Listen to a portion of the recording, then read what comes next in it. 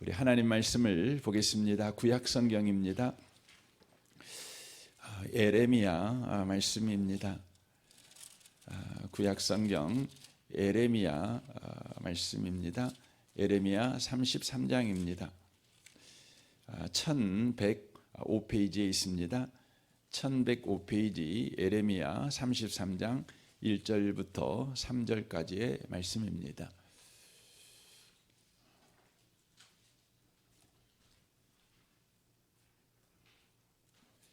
에레미야 33장 1절부터 3절까지의 말씀입니다. 우리 기록된 말씀을 같은 목소리로 읽도록 하겠습니다. 에레미야가 아직 시대 뜰에 갇혀 있을 때에 여호와의 말씀이 그에게 두 번째로 임하니라. 이르시되 이를 행하는 여호와, 그것을 만들며 성취하시는 여호와, 그의 이름을 여호와라 하는 이가 이와 같이 이르시도다. 너는 내게 부르짖으라. 내가 네게 응답하겠고 네가 알지 못하는 크고 은밀한 일을 내게 보이리라. 아멘. 아멘. 이 아침에 함께 예배하기 위해서 이곳에 오신 모든 분들 가운데 주님의 은혜와 평강이 함께 하시기를 주님의 이름으로 축원합니다. 어제 우리가 하는 가장 용감한 말이 도와주세요라는 말이라는 것에 대해서 들었습니다.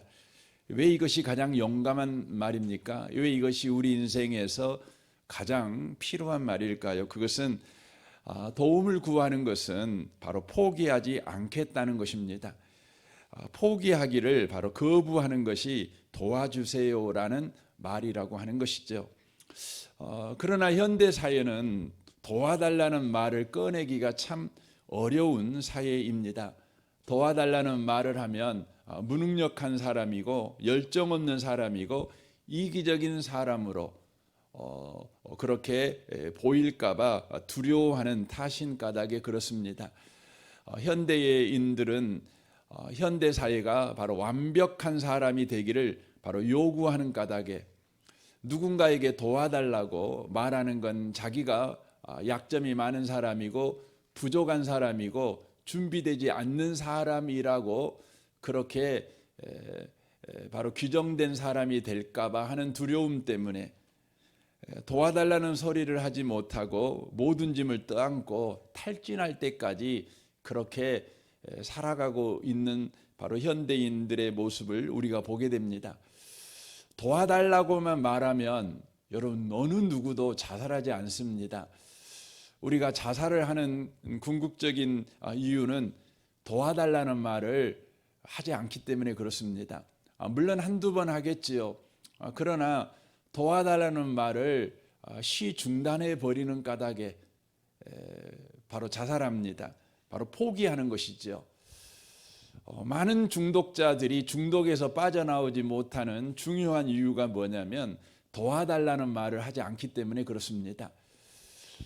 중독자에 빠진 사람들 가운데 거기에서 해방된 사람들의 한결같은 그 첫걸음은 도와달라고 말했다는 것이죠.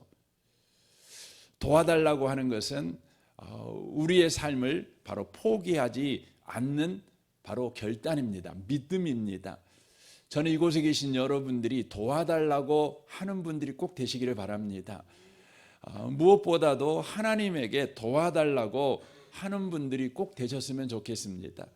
여러분 예수님도요 도와달라고 말씀하신 분이십니다. 마태복음 26장에 보면 베드로와 세베대의 두 아들을 데리고 가실새 고민하고 슬퍼하사 이에 말씀하시되 내 마음이 매우 고민하여 죽게 되었으니 너희는 여기서 머물러 나와 함께 깨어 있으라. 나와 함께 깨어 좀 있어다오. 나와 함께 기도 좀 해달라고 그렇게 예수님께서 부탁하고 있는 내용을 바로 보게 되어집니다. 예수님도 부탁하셨습니다. 나와 함께 깨어 기도 좀 해주라 라고 바로 부탁하셨다는 것이죠. 우리가 알고 있는 바울 사도도 끊임없이 도와달라고 부탁합니다. 기도를 바로 부탁하고 있다고 하는 것이죠. 한두 군데가 아닙니다. 에베소 6장 19절을 보십시오. 또 내게 입을 열 때마다 나에게 말씀을 주셔서 기쁜 소식의 비밀을 담대하게 전할 수 있도록 나를 위해 기도해 주십시오라고 바울이 구하고 있습니다. 로마서 15장 30절 하반절에 보면 나도 기도하지만 여러분도 나를 위해 열심히 기도해 주십시오 라고 요구하고 있습니다. 나를 위해서 열심히 좀 기도해 주십시오 라고 부탁하고 있는 것이죠. 왜 이렇게 하는 것입니까?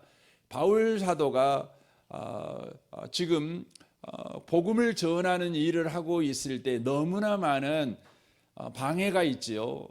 핍박이 있지요. 어려움이 있지요. 포기하고 싶은 마음이 얼마나 많겠습니까? 하루에도 12번 포기하고 싶은 마음이 있을 것입니다. 그러나 바울 사도는 포기하지 않기 위해서 그가 하는 일이 있는데 나를 위해서 기도 좀 해 주십시오. 열심히 기도해 주십시오. 내가 계속해서 사역할 수 있도록 하나님께 도움을 좀 구해 주십시오. 저는 여러분들이 기도해 주기를 바랍니다 하고 부탁하고 있습니다. 기도한다는 것은 포기하지 않는다는 것입니다. 반대로 기도하지 않는다는 것은 포기한다는 것을 바로 말하고 있는 것입니다. 데살로니가 후서 3장 1절을 보십시오. 형제 여러분, 끝으로 다시 한번 부탁합니다. 주님의 말씀이 여러분 가운데서와 같이 급속히 퍼져나가 사람들이 경건하게 받아들일 수 있도록 우리를 위해 기도해 주십시오. 또 심술궂고 악한 사람들에게서 우리를 구해달라고 기도해 주십시오. 모든 사람이 다 믿는 것이 아닙니다 라고 지금 부탁하고 있는 것입니다. 여러분, 바울은 누군가에게 도움을 달라고 부탁하지 않고도 넉넉하게 사역을 해낼 수 있는 그런 완벽한 사람이 아닌 것을 그가 지금 시인하고 있는 것입니다. 오직 하나님의 도움이 필요하고 성도들의 기도의 협력이 바로 필요하다는 것을 바로 지금 그가 구하고 있는 것이지요. 여러분, 예수님도요, 바울 사도도 도와주십시오, 기도해 주십시오 이렇게 부탁했다면 우리도 마땅하게 그렇게 해야 합니다. 그것이 바로 저와 여러분이 우리 인생을 포기하지 않는 것이고 그 무엇보다도 그리스도인으로 살아가는 삶을 바로 포기하지 않는 것입니다. 저는 2025년 새해를 이제 우리가 곧 맞이하게 될 것인데 우리 교회 가운데 서로가 서로에게 이렇게 나를 위해 기도해 주십시오라고 부탁하는 그런 일이 꼭 일어났으면 좋겠습니다. 저는 계속해서 예배하는 사람이 되고 싶습니다. 저는 예배를 포기하지 않겠습니다. 저는 기도를 포기하지 않겠습니다. 저는 믿음으로 사는 삶을 포기하고 싶지 않습니다. 저는 아버지로서 그리스도인으로 살아가기를 원하고 또 아내로서 그리스도인으로 살아내기를 원합니다. 그러나 저는 부족합니다. 저를 도와주십시오. 저를 위해 기도해 주십시오. 이렇게 부탁하는 그런 귀한 2025년 우리 은혜의 복음 교회가 되는 일이 일어났으면 좋겠습니다. 여러분 자녀에게도 나를 위해 기도 좀 해다오라고 부탁했으면 좋겠고요. 여러분 아내에게도 남편에게도 여러분 그렇게 하셨으면 좋겠습니다. 그것이 뭡니까? 바로 그것이 여러분이 여러분의 삶을 포기하지 않는 태도라는 것이에요. 포기를 거부하는 적극적이고 이대하며 용감한 인생에 뛰어드는 바로 태도라고 하는 것입니다. 도망가지 않는 태도라고 하는 것이죠.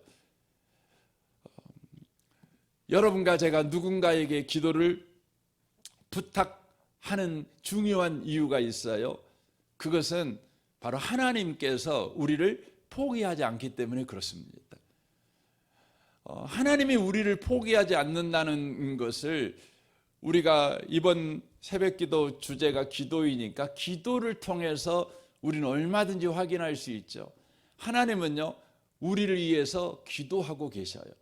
그 말이 무슨 의미입니까? 하나님은 우리를 포기하지 않으신 하나님이라는 것이죠.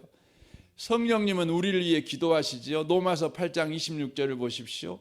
이와 같이 성령도 우리 연약함을 도우시나니 우리는 마땅히 기도할 바를 알지 못하나 오직 성령이 말할 수 없는 탄식으로 우리를 위해 친히 간구하시느니라 라고 말씀합니다. 성령님은 우리를 포기하지 않으시는 분이십니다.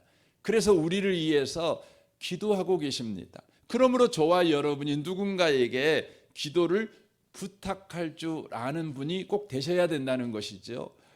기도를 할 줄 아는 사람이 돼야 될 뿐만 아니라 기도를 부탁하고 도와주십시오 라고 말하는 사람이 되셔야 된다는 것이죠.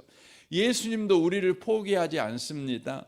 로마서 8장 34절을 보십시오. 누가 정죄하리요 죽으실 뿐 아니라 다시 살아계신 이는 그리스도 예수시니 그는 하나님 우편에 계신 자요 우리를 위하여 간구하시는 자시니라 라고 말씀합니다. 히브리서 7장 24절을 보십시오.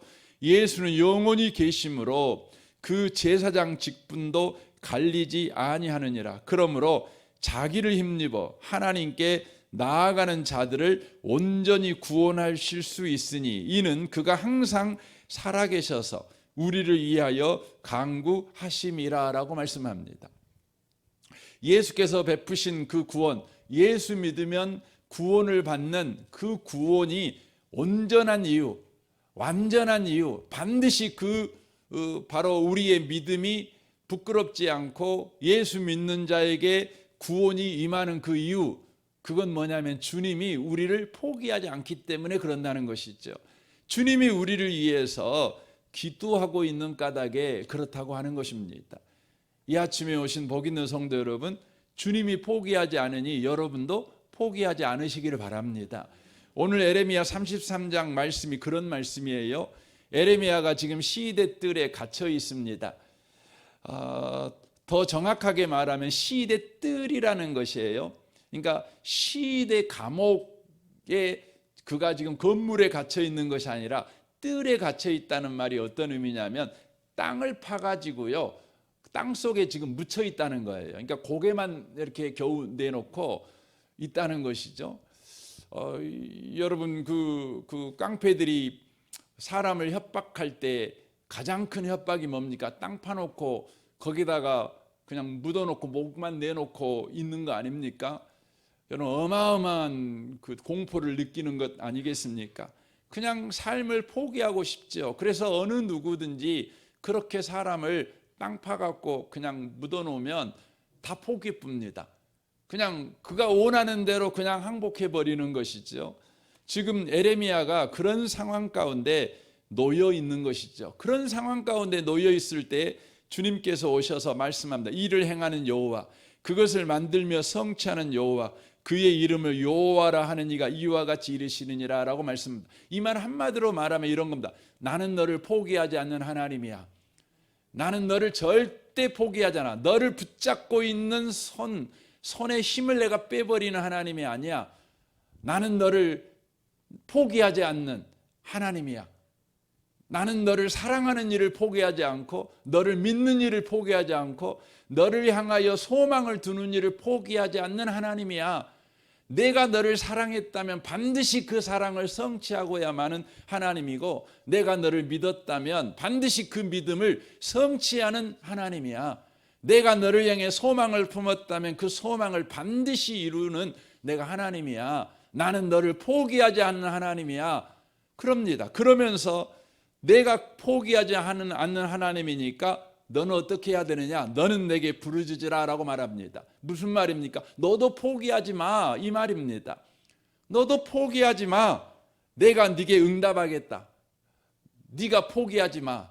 내가 너를 포기하지 않으니 너도 포기하지 마. 그러면 포기하지 않으시는 하나님이 어떻게 너의 인생 가운데 일하는 걸 네가 보게 될 거야 라고 말하지요. 그래서 이렇게 말하지요. 내가 네게 응답하겠고 네가 알지 못하는 크고 은밀한 일을 내게 보이리라 라고 말씀합니다. 이 아침에 오신 복 있는 성도 여러분, 하나님이 포기하지 않으니 여러분도 포기하지 마시기 바랍니다. 여러분이 포기하지 않을 때 하나님이 어떻게 여러분의 인생을 포기하지 아니하시고 그 뜻하신 바를 이루시는가를 저와 여러분이 보게 될 것입니다. 그래서 히스기야가 이사야 39장에서 그렇게 기도하잖아요. 하나님 앞에 그러죠. 벽을 향하여 놓고 기도하지 않습니까? 그게 무슨 기도입니까? 주님, 중년에 나를 죽이지 마십시오. 나를 이렇게 지금 힘이 있을 때 죽이지 말아 주십시오. 내가 주가 하신 일을 보고 죽고 싶습니다. 여러분과 제가 이 기도가 필요합니다. 주님이 나를 포기하지 않으니 내가 포기하지 않겠습니다. 그리고 주님이 내 인생에서 무엇을 포기하지 않으시고 일하고 계신가를 내가 마침내 보기를 원합니다. 내가 보고 천국 가기를 원합니다. 우리 주님은 이 시대에 포기하지 않는 한 사람을 찾으십니다. 포기하지 않는 바로 기도를 하는 사람들을 찾으십니다.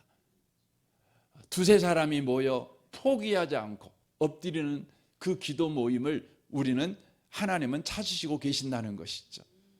자녀를 위해서 기도하는 부모는 자녀를 포기하지 않는 것입니다. 여러분, 자녀를 많은 분들이 포기하지 않았다고 말합니다. 난 자녀를 기대해.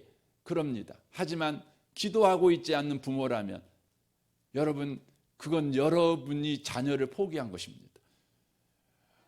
여러분의 기도 목록에 언제나 여러분의 자녀가 있다고 여러분은 생각하겠지만 실제 여러분이 기도하고 있는가는 한번 점검해 볼 필요가 있습니다.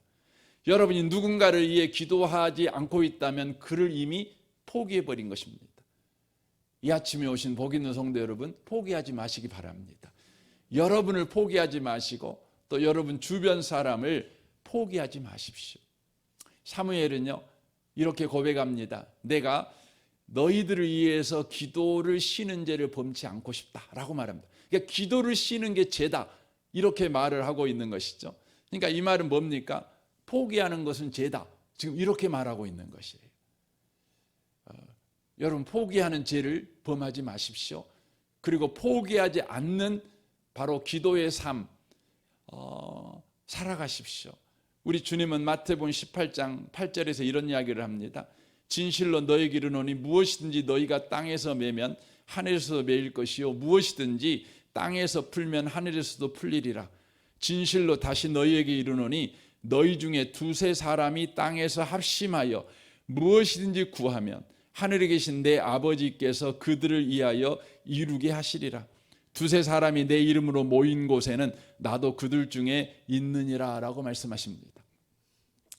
포기를 모르시는 하나님께서 지금 말씀하는 것이죠. 두세 사람이 땅에서 합심하여 무엇인지 구하면 내가 이루겠다 말씀합니다. 그러니까 이런 의미의 말이겠죠. 니들이 포기하지 않는 기도 모임을 한다면 내가 포기하지 않는 그것을 너희들의 삶에 이루어 보게 해주겠다, 이렇게 말씀하는 것입니다. 저는 우리 교회에 목요 합심 기도가 있어서 좋습니다.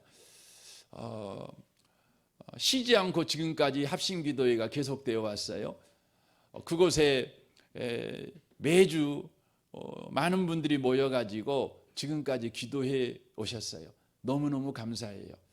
저는 우리 교회가 주님께서 그렇게 기도를 포기하지 않는 분들의 기도를 통해서 우리 주님도 우리 교회를 포기하지 않고 붙들고 계신다는 걸 믿습니다.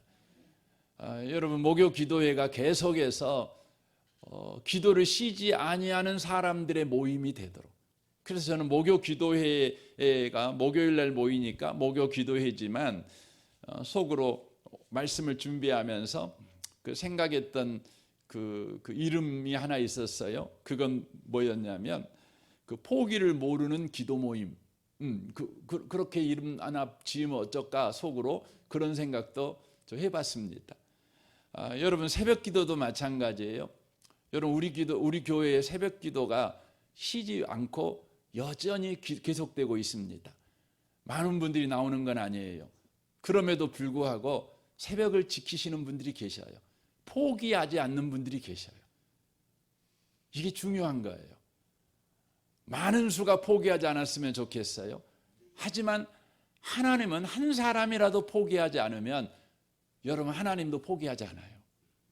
그래서 우리 주님께서 예루살렘을 멸망해 갈 때에 에레미야가 말하지요. 하나님이 이스라엘을 멸망시켜 주지 마십시오. 그랬더니 하나님이 말합니다. 너 예루살렘 시내를 다니면서 한번 봐봐라. 봐봐. 한 명이라도 있는가? 한 명도 없다. 그랬습니다. 그래서 망한 겁니다. 여러분, 한 명만 있으면 안 망합니다. 그래서 여러분 성경 창세기를 보면요, 우리가 깜짝 놀래요. 여러분, 이 인류가 다 아담의 범죄로 말미암아서 가인의 길을 걸어갑니다. 여러분, 가인의 길을 걸어가는 가인의 후손들은요, 세 가지 특징이 있어요. 그게 무슨 특징이 있냐면, 첫 번째로 그들은 세력화합니다. 두 번째 조직화합니다. 세 번째 권력화합니다. 그러니까 가인의 후손들이 바로 만들어내는 문명은요, 세력하고 조직하고 권력합니다. 그러니까 한마디로 말하면 정부를 조직하고 거대 세력을 조직하는 것입니다. 그래서 거기서 뭘 만들어요? 문명을 만들어요. 그래서 거기에 나오는 문명의 핵심이 뭐냐면은 여러분, 전쟁 문명입니다. 죽이는 문명입니다. 그런데 그 문명 속에서 하나님은 하나님의 구원을 이루기 위해서 하나님께서 하나님의 일을 하셔요. 세상은 세력화, 권력화, 또 조직화되지요. 거대한 무리를 형성해가지고 바벨탑을 지어내잖아요. 바벨탑이라는 거대한 건축물을 지어내려면 여러분, 세력화, 조직화, 권력화가 안 되면 절대 안 되는 거예요. 그래서 여러분, 인류가 만들어낸 거대한 여러분 건축물을 보면 그것들은 모두 다 그 당시에 가장 권력이 집중된 절대 왕정이 있었을 때만 그게 되어지는 것입니다. 수많은 사람들을 동원할 수 있는 세력을 가지고 있고, 동원된 사람들을 조직적으로 움직이고 그것들을 일사불란하게 움직일 수 있는 권력을 가져야만 그게 가능한 거예요. 그게 가인의 문명의 핵심이죠. 그게 바벨탑 아닙니까? 근데 그것에 대항해서 우리 하나님이 세상을 포기하지 않고 구원의 일을 하실 때 하나님이 하신 일이 있어요. 그게 뭐예요? 아브라함 한 사람을 선택하는 거예요. 한 사람이 한 사람이에요. 아브라함이라는 한 사람을 선택해요. 그리고 일하셔요. 이 아침에 오신 복 있는 성도 여러분, 여러분이 그 한 사람이 되시길 바랍니다. 포기하지 않는 기도의 사람 되십시오. 포기하지 마십시오. 요즘 여러분 마음에 포기한 사람 있겠죠? 포기하지 마십시오. 기도하십시오. 이 시간 우리 이 찬양 좀 했으면 좋겠습니다. 누군가 널 위해 기도하네. 당신이 지쳐서 기도할 수 없고 눈물이 빗물처럼 흘러내릴 때 주님은 아시네. 당신의 약함을 사랑으로 돌봐주시네. 우리 찬양하면서 오늘 말씀 붙잡고 기도했으면 좋겠습니다.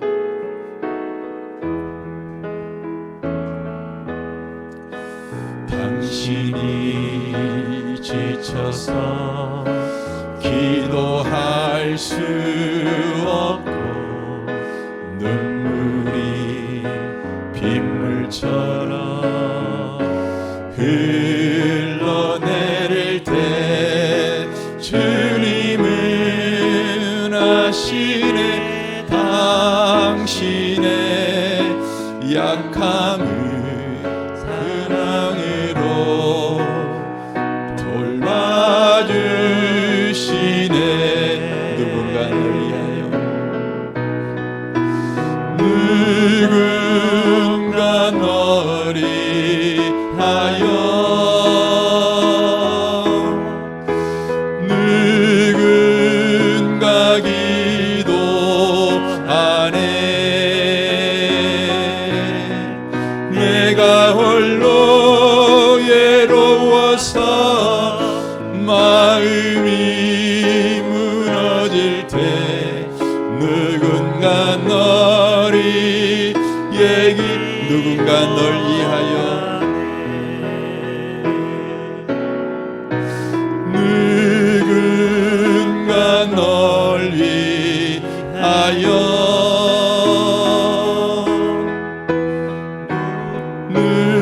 누군가 기도하네.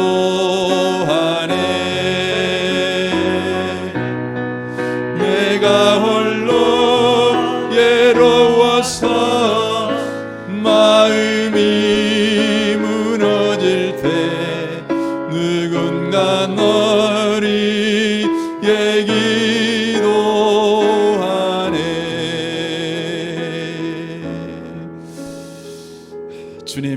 주님이 우리를 위해 기도하고 계십니다.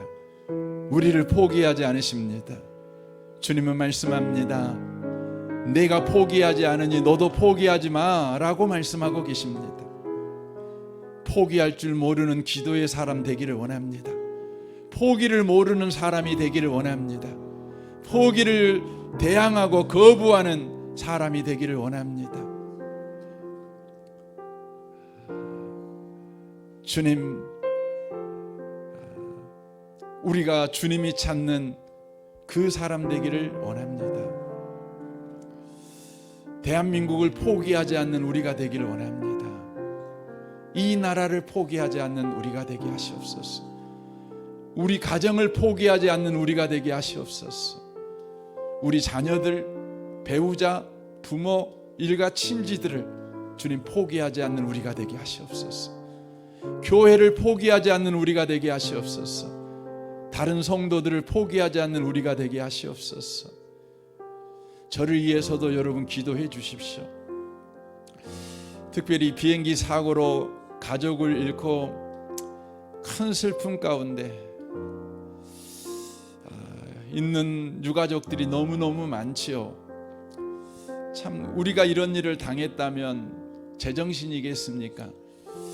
주님, 저들을 위로해 주십시오. 어떻게 위로해야 될지 우리는 모르지만 주님만 위로하실 수 있을 줄 믿사오니 주여 위로해 주십시오. 여러분 기도해 주십시오.